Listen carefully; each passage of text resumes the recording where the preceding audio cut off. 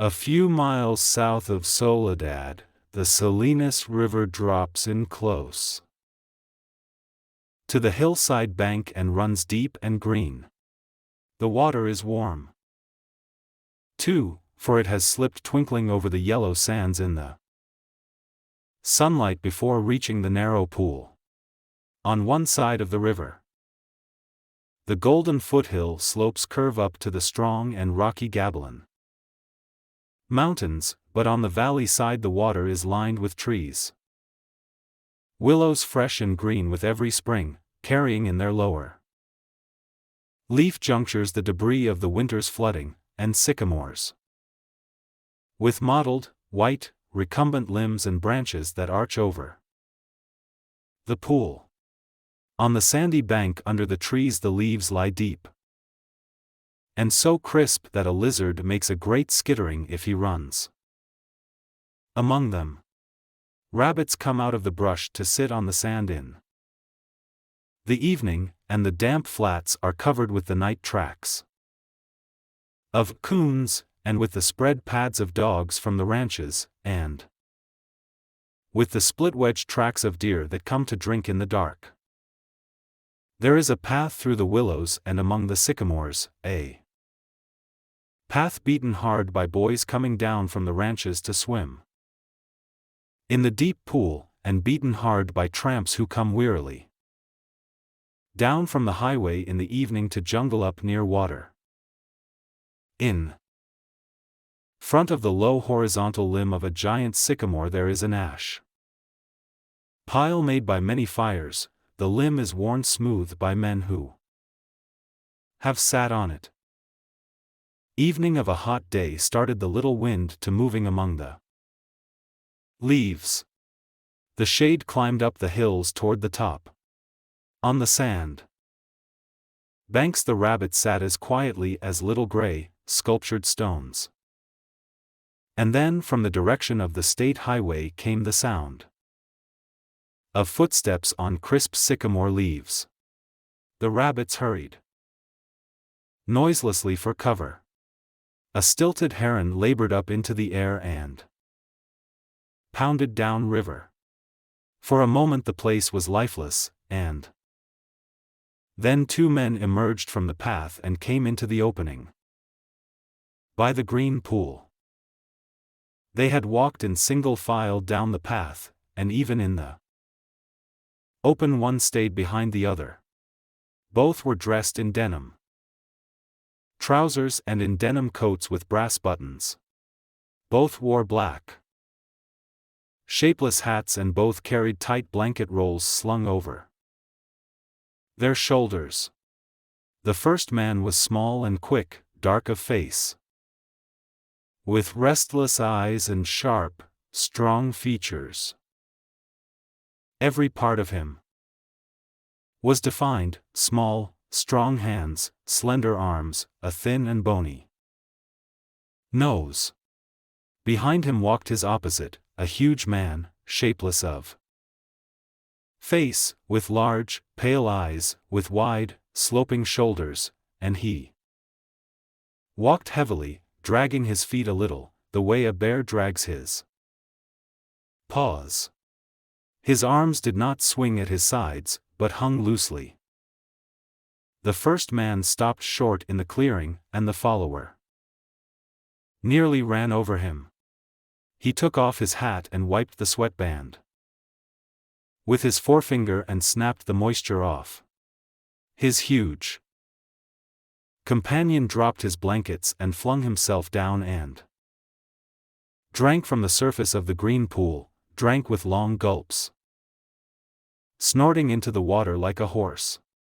The small man stepped nervously beside him. "Lenny," he said sharply. "Lenny, for God's sakes don't drink so much." Lenny continued to snort into the pool. The small man leaned over and shook him by the shoulder. "Lenny, you gonna be sick like you was last night?"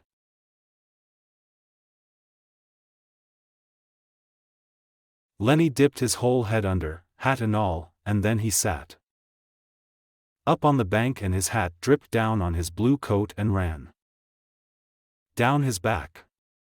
"Tha's good," he said. "You drink some, George. You take a good big drink." He smiled happily. George unslung his bindle and dropped it gently on the bank. "I ain't sure it's good water," he said. "Looks kinda scummy." Lenny dabbed one ed his big paw in the water and wiggled his fingers. So the water arose in little splashes, rings widened across the pool to the other side and came back again. Lenny watched them go. "Look, George. Look what I done." George knelt beside the pool and drank from his hand with quick scoops. "Tastes all right," he admitted. "Don't really seem to be running, though. You never oughta drink water when it ain't running, Lenny," he said hopelessly.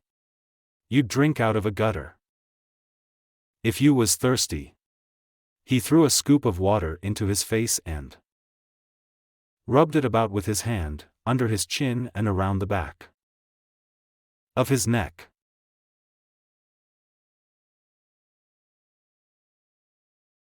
Then he replaced his hat, pushed himself back from the river, drew up his knees and embraced them.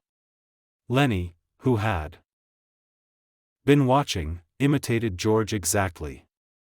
He pushed himself back, drew up his knees, embraced them, looked over to George to see whether he had it just right. He pulled his hat down a little more over his eyes, the way George's hat was. George stared morosely at the water. The rims of his eyes were red with sun glare. He said angrily, "We could just as well have rode clear to the ranch if that bastard bus driver knew what he was talkin' about. Jess, a little stretch down the highway," he says. Jess. A little stretch. God damn near 4 miles, that's what it was. Didn't want to stop at the ranch gate, that's what. Too goddamn lazy to pull up. Wonder he isn't too damn good to stop in Soledad at all. Kicks us out and says, "Jess, a little stretch down the road." I bet it was more than 4 miles. Damn hot day. Lenny looked timidly over to him. "George?" "Yeah, what you want?" "Where we goin', George?" The little man jerked down the brim of his hat and scowled over at Lenny. "So yon forgot that already, did you? I gotta tell you. Again, do I? Jesus Christ, you're a crazy bastard." "I forgot," Lenny said softly. "I tried not to forget. Honest to God I did, George." Okay. I'll tell you again. I ain't got nothing to do. Might just as well spend all my time tellin' you things and then you forget. And I tell you again. Tried and tried, said Lenny, but it didn't do no good. I remember about the rabbits, George. The hell with the rabbits. That's all you ever can remember is them rabbits. Okay. Now you listen, and this time you got to remember so we don't get in no trouble. You remember settin' in that gutter on Howard Street and watchin' that blackboard? Lenny's face broke into a delighted smile. Why sure, George. I remember that. But what did we do then? I remember some girls come by and you say, the hell with what I says. You remember about us goin' into Murray and Reddy's, and they give us work cards and bus tickets. Oh, sure, George. I remember that now. His hands went quickly into his side coat pockets. He said gently, George, I ain't got mine. I musta lost it. He looked down at the ground in despair. You never had none, you crazy bastard. I got both of 'em here. Think I'd let you carry your own work card?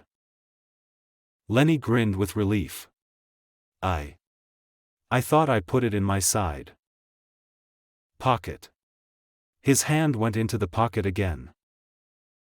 George looked sharply at him. What did you take out of that pocket? Ain't a thing in my pocket, Lenny said cleverly. I know there ain't. You got it in your hand. What you got in your hand, hidin' it? I ain't got nothin', George, honest. Come on, give it here. Lenny held his closed hand away from George's direction. It's only a mouse, George.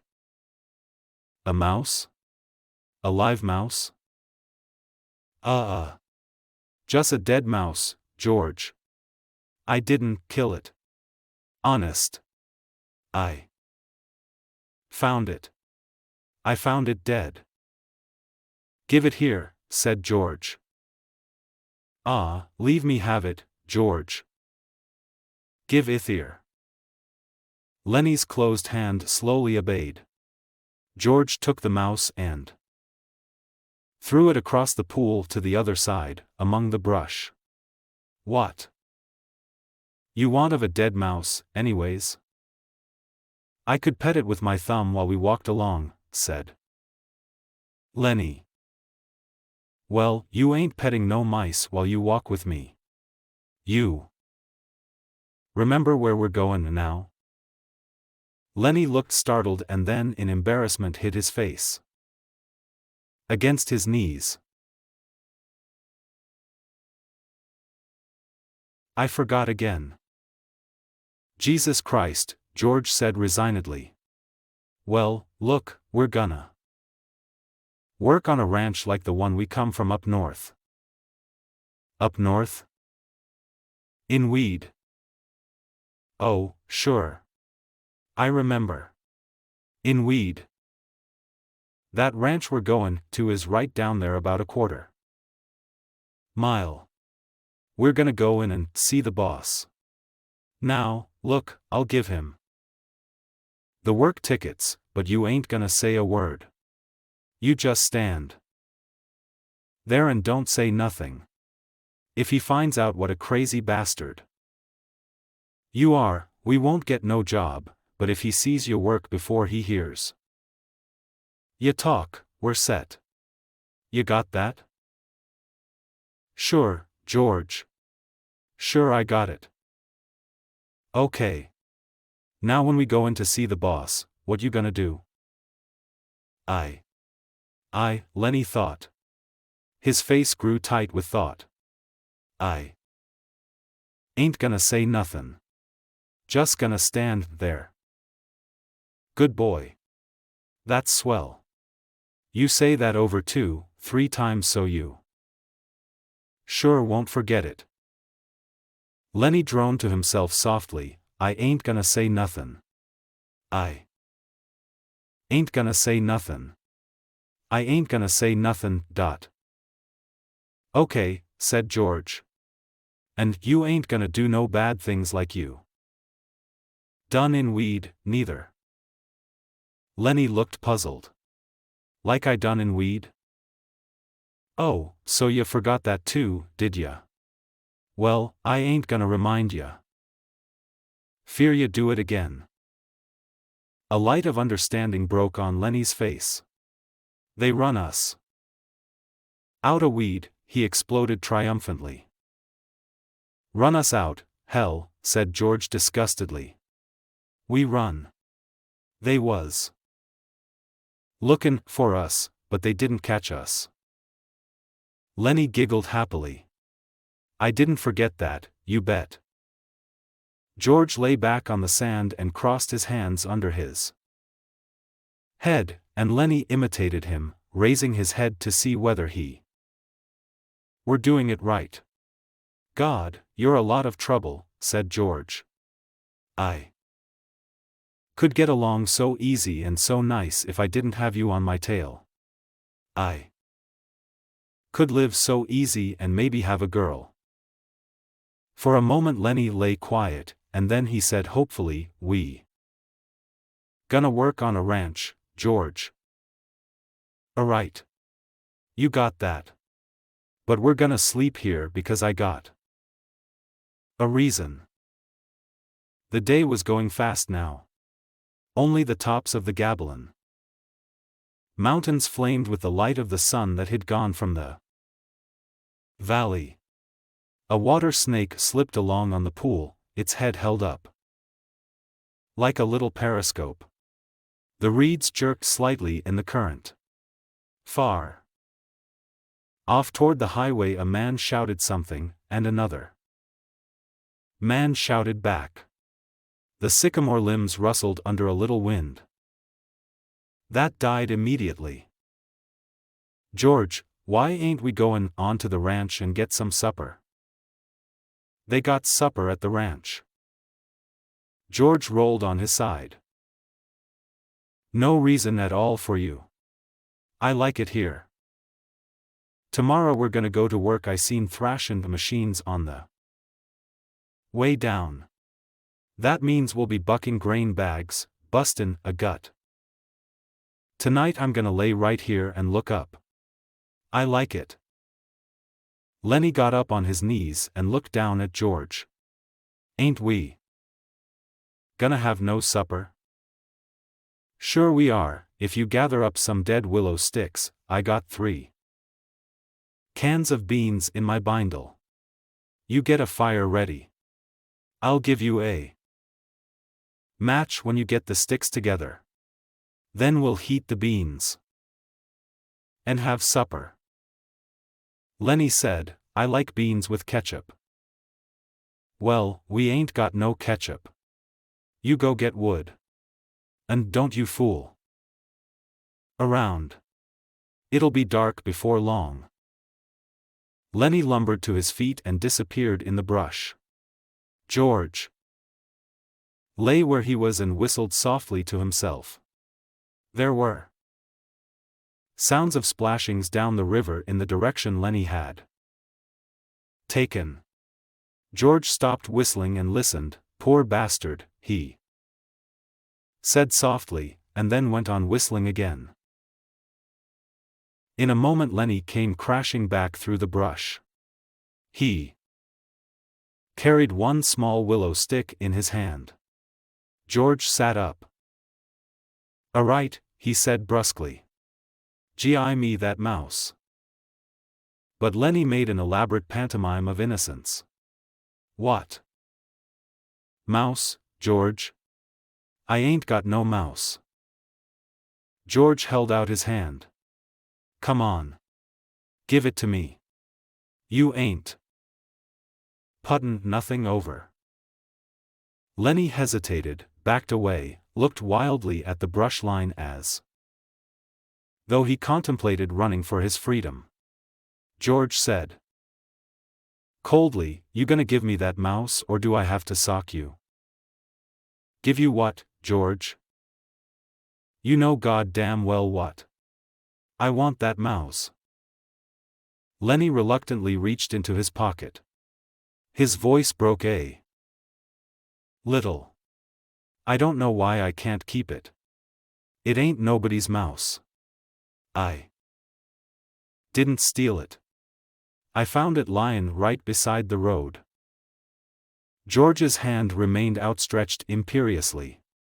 Slowly, like a terrier who doesn't want to bring a ball to its master, Lenny approached, drew back, approached again. George snapped his fingers sharply, and at the sound Lenny laid the mouse in his hand. I wasn't doin' nothing bad with it, George. Just strokin' it.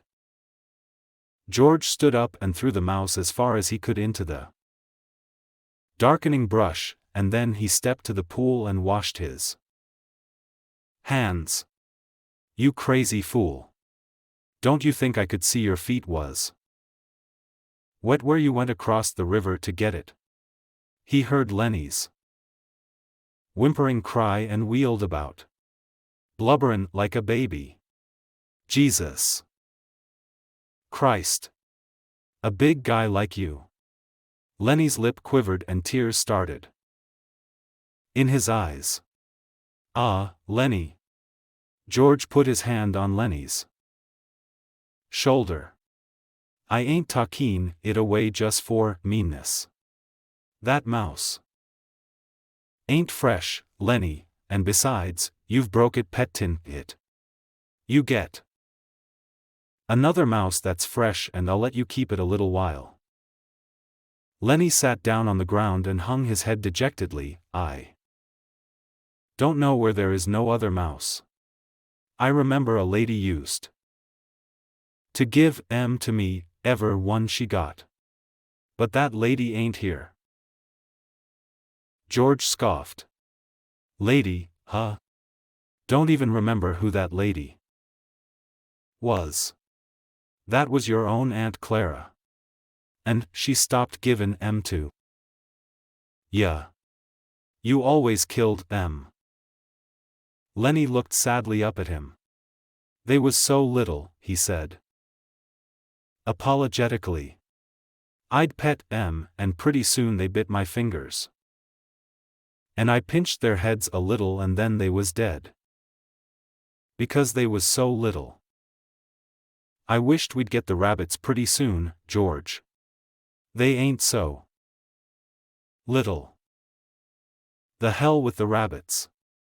And you ain't to be trusted with no live mice. Your Aunt Clara give you a rubber mouse and you wouldn't have nothing to do with it. It wasn't no good to pet, said Lenny. The flame of the sunset lifted from the mountain tops and dusk came into the valley, and a half-darkness came in among the willows and the sycamores. A big carp rose to the surface of the pool, gulped air and then sank mysteriously into the dark water. Again, leaving widening rings on the water. Overhead the leaves whisked again and little puffs of willow cotton blew down and landed on the pool's surface. You gonna get that wood? George demanded. There's plenty. Right up against the back of that sycamore. Floodwater wood. Now. You get it. Lenny went behind the tree and brought out a litter of dried leaves and twigs. He threw them in a heap on the old ash pile and went back for more and more. It was almost night now. A dove's wings whistled over the water. George walked to the fire pile and lighted the dry leaves. The flame cracked up among the twigs and fell to work. George undid his bindle and brought out 3 cans of beans. He stood them about the fire, close in against the blaze, but not quite touching the flame. There's enough beans for 4 men, George said. Lenny watched him from over the fire. He said patiently, I like 'em with ketchup. Well, we ain't got any, George exploded. Whatever we ain't got. That's what you want. God a'mighty, if I was alone I could live so easy. I could go get a job and work, and no trouble. No mess, all. And when the end of the month come I cowl, take my $50. And go into town and get whatever I want. Why, I could stay in a cat house night. I could eat any place I want, hotel or in place. And order any damn thing I could think of. And I could do all that. Every damn month. Get a gallon of whiskey, or set in a pool room. And play cards or shoot pool. Lenny knelt and looked over the fire at the angry George. And Lenny's face was drawn with terror. And whatta I got, George went on furiously. I got you. You can't keep a job and you lose me every job I get. Just keep me shovin' all over the country all the time. And that ain't the worst. You get in trouble. You do bad things and I gotta get you out. His voice rose nearly to a shout. You crazy son of a bitch. You keep me in hot water all the time. He took on the elaborate manner of little girls when they are mimicking one another.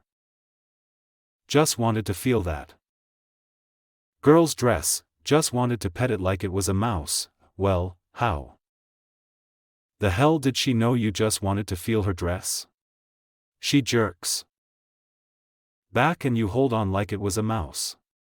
She yells and we got to hide in a irrigation ditch all day with guys looking for us, and we got to sneak out in the dark and get out of the country.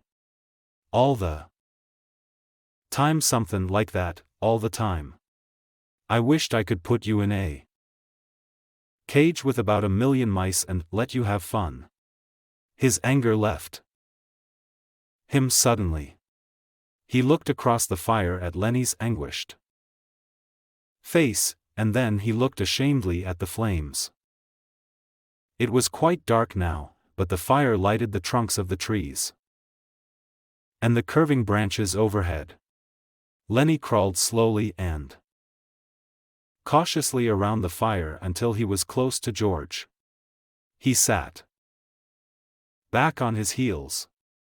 George turned the bean can so that another side faced the fire. He pretended to be unaware of Lenny so close beside him. George, very softly. No answer. George. What do you want? I was only foolin', George. I don't want no ketchup. I wouldn't eat no ketchup if it was right here beside me. If it was here, you could have some. But I wouldn't eat none, George. I'd leave it all for you. You could cover your beans with it and I wouldn't touch none of it. George still stared morosely at the fire. When I think of the swell time I could have without you, I go nuts. I never get no peace. Lenny still knelt. He looked off into the darkness across the river. George, you want I should go away and leave you alone? Where the hell could you go? Well, I could. I could go off in the hills there. Some place I'd find a cave. Yeah, how'd you eat? You ain't got sense enough to find nothing to eat. I'd find things, George. I don't need no nice food with ketchup. I'd lay out in the sun and nobody'd hurt me, and if I found a mouse, I could keep it. Nobody'd take it away from me. George looked quickly and searchingly at him.